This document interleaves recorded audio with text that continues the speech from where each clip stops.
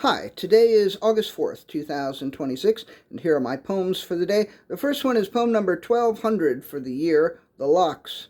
Mr. and Mrs. Locke lived together on the fence, locked to the fence, but only locked to each other in the sense that marriage represents a kind of interlocking. One to the right of the other to the left of the one.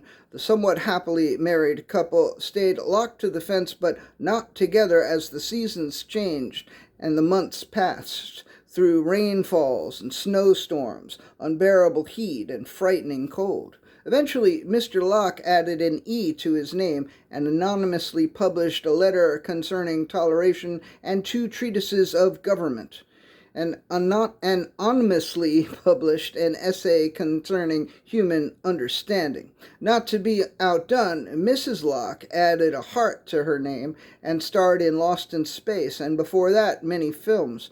With a career spanning nearly 90 years, she was one of the last surviving actors from the golden age of Hollywood. One could say that Mr. Locke did in fact outdo her, but I wouldn't say that. Poem number 1201, A Great Opportunity. On another day, I might have followed a poem called The Locks with one called The Licks, and then The Leaks, and then The Lux, and rounded out the day with The Lax. That is just the fun kind of exercise I might engage in if I felt like exercising. But I don't feel like exercising. I feel like sitting here on this couch until an idea that has nothing to do with the locks comes my way. One could say that I am missing out on a great opportunity, but I wouldn't say that. Poem number 1202, The Looks. The looks they got as they left their apartment with their underwear over their pants, walking backwards, singing forward, sending smoke signals, signing in Portuguese, honking like geese, sounding like geese. Did they do it because they knew what kind of looks they would get? Did they do it because they wanted those looks, or despite the looks?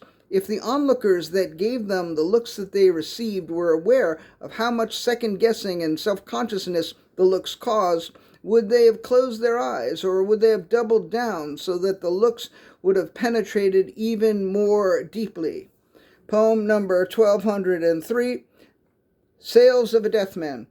As the accountant tallied the sales of a death man, he suddenly had a heart attack and died.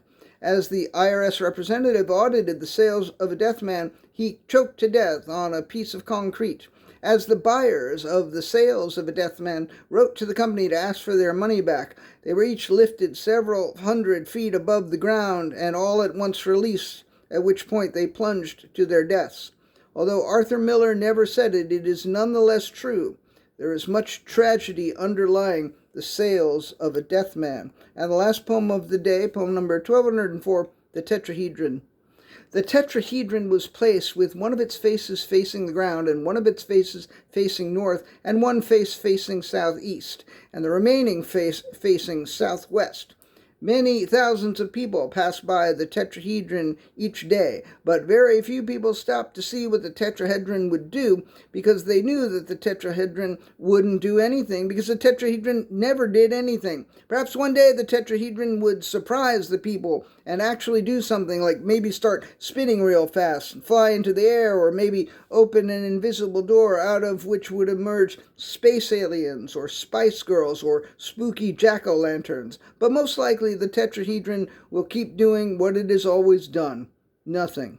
All right, that's it. Thank you. I appreciate you.